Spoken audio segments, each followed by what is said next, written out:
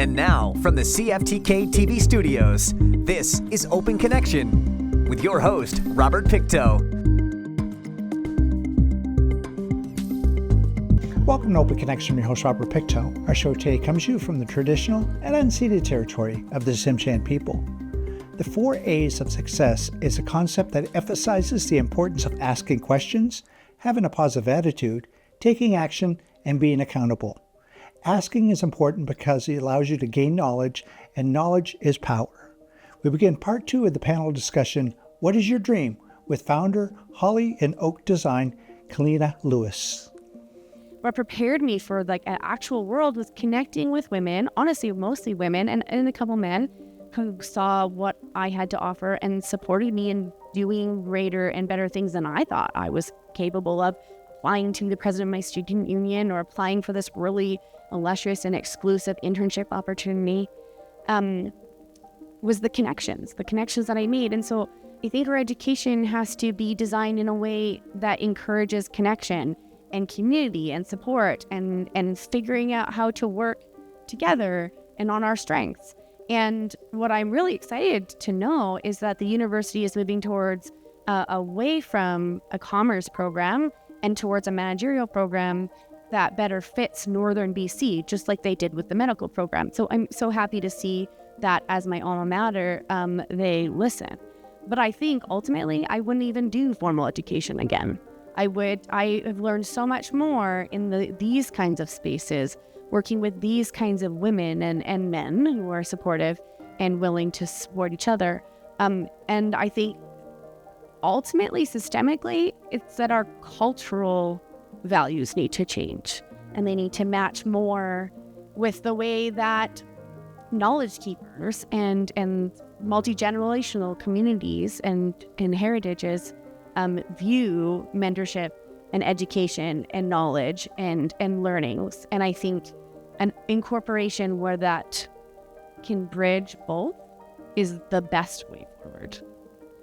I 100% agree. Galina knows that I don't have any, I shouldn't say I don't have any formal education, but I'm not a degreed person on purpose because it's not an education system that works for me, for my learning style. So mentorship to me is just so key in passing on those skills. We're going to move and kind of work that into, Christy, I'm going to ask you the next question. When we think about that, mentorship, networking, those are so important in success. How do you pass that skill on to the next generation, mentoring and especially networking? How do you pass that on? Well, in the college, what I do in my program with business admin is I train people to get jobs. Less about the education and more about how do we transition their knowledge and their experience into, unfortunately, I see this often, the real world. In the college system at this moment, we have a lot of international students, and they're not coming at a young age. They're coming 20s, 30s, 40s with families, with quite detailed and extensive experience. And what they're leaving behind are their professions, their careers, their families, and they're completely coming to a whole new world. And what I need to really impact on them is how important networking is, particularly in northern communities. It's all about networking. It's really not so much what your experience was, but who do you know and how do you express yourself in the community? And much of the training that we look at is how can you let them know about yourself or your experience? There's a lot of preconceived notions, a lot of judgment, unfortunately a lot of racism about our new communities and peoples coming into the area that they maybe don't have the skills and experience. And yet the networking is one of the biggest components, particularly in a female context. The mums on the soccer fields or going to gymnastics or the people that you meet in the grocery stores, those are the connections, the most important connections that you can make. And that's very untraditional in an educational context to actually explore that as much as it is, okay, well, let's talk about exams or what did you learn out of the textbook. So that's one component to it. And also the mentoring piece is with your peers. I mean, we always assume that the mentoring is somebody older and wiser than you, And maybe we don't look at our peers often enough, like who is with you on the soccer field and what can you learn from them? And it doesn't have to be a formal, organized grouping. It could just simply be a small conversation. And when I was thinking about the mentoring and who are the mentors in my life, it's less about when I grew up and it's more about the now. Who do I have now in my community or in my network that I can connect with, share with, and exchange with? Because sometimes I believe we as women are always trying to get the information and we internalize it and we think about it and then we like, oh, I should be doing that, I should be doing that. And we so often forget how incredibly strong we are and how much we have to offer. And that's why, again, one of these forums is so incredible, because this whole group of women here should be on the stage sharing and letting each other know what we do. And then we should have little connections afterwards, and the business cards should be coming out, and the phones and the phone numbers should be exchanged, because there's so much to learn from everybody here. So I agree as well that the education system needs to be a lot more about who are you, what do you have to bring into this experience, not just somebody telling you what you need to do all the time. Open Connection will be right back after these messages. And now, from the CFTK-TV studios, this is Open Connection with your host, Robert Pictou. Thank you for staying with us. There's an old Celtic legend about a set of twins that take turns reigning over a kingdom. The Holly King reigns from summer solstice to winter solstice, at which point the Oak King takes over. They are meant to represent elements that create balance in life. Let us rejoin the conversation with founder of Hollyoak Design, Kalina Lewis. Awesome. It's so neat to see how that education piece is transforming. You know, it's been the same for so long and we can see it changing in front of us. Thank you for sharing that. So, ladies, these leadership roles that you're in, they require a lot of balance. Just like, if balance existed, that'd be nice, but it just doesn't. So then you pile on things like you got family, you got health, you're dealing with your own energy issues and things that are going on. So resources and support. What would be your ideal, Lena? Okay. My ideal would just be to have a massive community of women to connect with. Oh, I don't know, like in this room. Honestly, I have been working with Shauna for a really long time. Shauna used to work with Lisa on N2N. So she was a big part of the visioning behind what the forum looked like. And then the forum really was the catalyst for what this looks like. And because we as women feel, I think, out of place even in the economic development forum scape. And we wanted more, an even safer space. So I think spaces like this, programs like what WeBC offers. There's so many women out there in this room, I think that I know about, and across Northern BC that I know about, who offer to share their experience in pod groups, in networking opportunities, in lunches and coffees out together. I think a continued openness and conversation and dialogue of sharing our stories with one another and being open is ideally what I'd love to see. And I agree, it doesn't have to be a formal mentorship relationship or organized, structured program. I think it can be natural. It can be your mothers and your aunties and your coworkers and your friends who have skills and knowledge to provide to you. And I know in my life, I have like this really cyclical, circular experience with several of my mentors who mentored me earlier, who I supported through their businesses. And now I'm starting with one of those in like a positive intelligence program literally next week. I'm starting at a 6-week program with her because she has so much to offer back to me. And so I think it's just like that openness that everyone's talking about to seek support and ask for advice and help, and know that that doesn't make you weaker or less than. It makes you strong to ask for that support, to seek advice, to grow and learn, and to support others and uplift them. Thank you. Appreciate that. You go on, same question, resources and support. What would you be your ideal? I've found support in my community. I have found support in the people that are willing to come and be allies to a small little Indian girl from the res. I have found support in my friends and family that can make time for me to tell them my shitty day, and that way I can recover an hour later, or to have those moments with my kids where I'm just giving them royal crap. And an hour later, I'm telling them I love you. It's being able to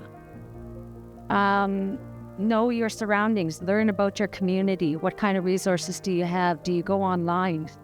What kind of resources can you get from online? For example, with me, for my personal training, a lot of that was a lot of online theory stuff, and I had to do the practical on my own in my business. And you said mentorship. Yeah, go ahead. The mentors I find in the people that I surround myself with, a lot of them, like I said, they do come to my facility. They come to me as friends, or they come to me as meeting them at a basketball game, or they come to me online when I'm scrolling through Facebook and see all my friends doing successful things, or they're going through hard times, but they're overcoming. I get strength from that because I know I'm not alone in the hardship, because it's not easy. For me, I found that being an entrepreneur has been a lot of alone time. Open Connection will be right back after these messages. And now, from the CFTK-TV studios, this is Open Connection with your host, Robert Pictou.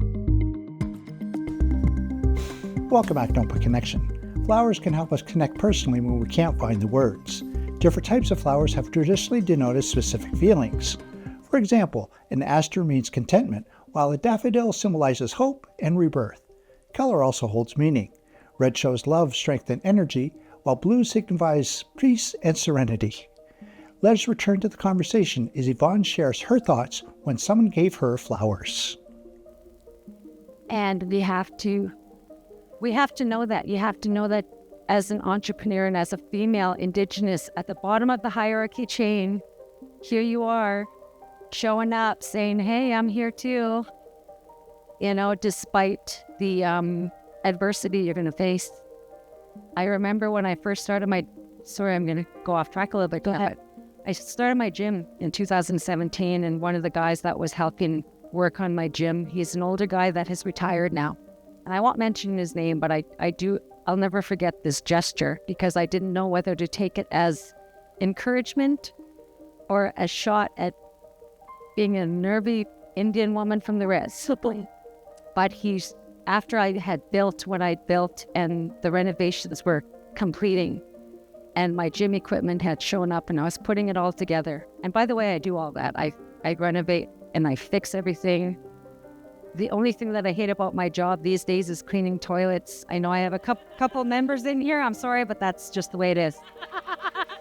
But he came to my gym and he had some flowers for me. And he said that this was for you because you have a lot of balls. And he wished me luck. And my defensive Indian woman took that as, yeah, I'll show him. But it very well could have been a genuine show of support to say that, wow, good for you. Not very many are like you out here. So I do know that in this community that has over 60% Indigenous women and men, that we do have a lot of allies in this community, a lot of allies, but we do face a lot of racism too, so don't forget that. And you just have to rise up as an individual, as your own person, to know your own quality.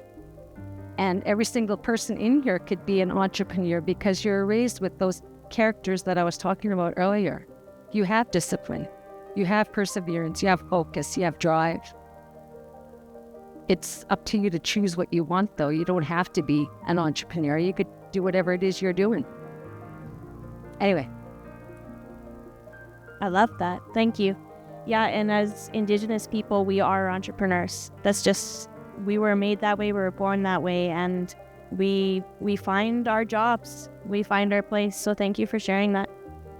Just for the sake of time, we're going to go to the last one. If you had a sound bite, Shannon, we're going to go across, but if you had that takeaway for the group here, you had that little sound clip, what would it be? I found to lead with a smile. It's so much easier to smile than it is to frown, and it just changes your mood, and it changes the mood of people around you. And I'm trying to do that. I know when you guys walk, people from Rupert, when you walk down the street, we all smile and say hi to each other. It's this weird thing. But I have found that when I do that, it draws people in, and it opens people up to you, and it makes just life that much easier and better. So I tried to lead with a smile. I love that. Thank you. We'll go to you, Christy, please. I have a question first. What do you say instead of it takes a lot of balls? What do we women say? Because I don't know, and I want something new. Because I probably would have said that as well, but I need a new saying. I'm an entrepreneur, and I wouldn't be anything different in life. I would never go back and do anything over again. And what I would say is, don't go forward, go left, or go right. There will always be something in your way, and that's your encouragement to shift and shift again. And it's funny, my pleasure, my joy in life is walking. And when I walk and I look at my shoes, the sides of my shoes are always worn first because I never go straight. I have to physically move around things. And the determination and the strength in every single woman is there. And you don't know you can do it, but you can do it. And so I will always say, go left. That's my piece of advice. I like it. So true. Please. Open Connection will be right back after these messages. And now, from the CFTK-TV studios, this is Open Connection with your host, Robert Pictou. Merriam-Webster defines a role model as follows: a person whose behavior in a particular role is imitated by others. While it's particularly true, a role model is just more than someone who others want to imitate. Role models embody the values, attitudes, and behaviors and what we admire and aspire to emulate. In this final segment of Open Connection, Yvonne gives a challenge to the audience. I don't necessarily have a slogan, but I wanted to leave you guys with this kind of like a recommendation to the leads of this gathering, and I'm just so blessed to be here. So thank you for the invitation. It's wonderful to be here. Our communities, our Indigenous communities, are 90% or more unemployed. And I see a group of women and men here that can, for the most part, afford to be here. What about the 90? So I encourage you to think about that, because there's so many women, young men and women, that could benefit from hearing the stories of success and seeing it in their peers and their aunties and uncles, and they're at home. So I encourage you to go to your bands and your local businesses like Trigon, who's wonderful. I know Rodrigo, he's fabulous. And reach out to them to grab 10 from your communities and have them sit here with us. That's what I want you guys to think about, is if we're going to focus on the future and our youth and our people that are struggling, then focus on them. Thanks.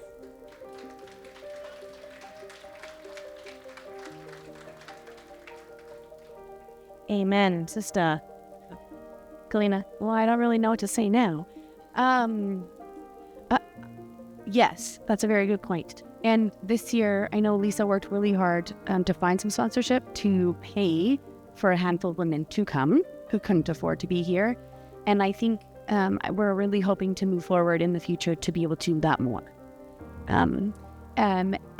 For what I have to say, it's just, I think that every one of you has the power and courage, I hope can find the courage to do this, but I think that you need to find a way to just build your own path when it comes to entrepreneurship or work. I think most women thrive best in an environment where they get to work at their own terms and find that seasons work for them. And I've been fortunate enough to have those opportunities. And the only reason I'm in that position, and I really didn't fit into the corporate world, is because I was able to find a way to become an entrepreneur. And I realized the privilege that I have of access to supports and education that made that path easier for me. But I hope that everyone is able to find a way to form a path that works for themselves, just like anyone else here has said to you, is to be true to yourself, find what you're passionate about, and find a way to make that a meaningful part of your life. Beautifully said. So I want to say thank you to these awesome women. They had much more to say than we had time. So please come and talk to them about the rest of their answers that they didn't get to respond to this time, because they have a lot of wisdom to share and a lot of passion. So thanks for having us. I did want to leave you with my go forward point is, in this rare space, we're actually allowed to be the people behind the role. And that's just very, very sacred to me. So take that with you. Go and be that person when you go home. And sometimes we put our veneers on a little too strong just because we have to survive. But let's be those strong women out there and just keep it going. So thanks for your time. I'm going to try to say this without getting really emotional, but I'm not really sure what my life would look like if it were not for Shonda Rhimes. It's hard to describe the impact that Mia Hamm has had on my career and life. Sophia Coppola, Kim Hume, Nina Lederman, Jenny Connor, Venus. She has so much power, but she wields it so compassionately and responsibly. She supported my work and she made me believe that I could do more. I was outside of my comfort zone, but I had the safety net of her support. The women I work with are everything. One of the most heartening parts of this past year for me has been the outpouring of support I've received from women. The idea that another woman was in some way taking what belonged to you, that whole idea is kind of shifting. Together, we can get to equality. Together, we can raise our voices. Together, we can stand up to anything and anyone. Together, we can make the workplace a better place. Together, we are funnier, smarter, more ambitious, braver, badass, bolder, invincible, unstoppable. When women lean in together, we accomplish amazing things. Let's lean in. Let's lean in. Let's lean in. Together. Thank you for joining us for this episode of Open Connection. The greatest distance in the existence of man is not from here to there, but the connection from his mind and heart. If we can conquer that distance, we can soar like an eagle and realize our immensity within. I'm Robert Pictou.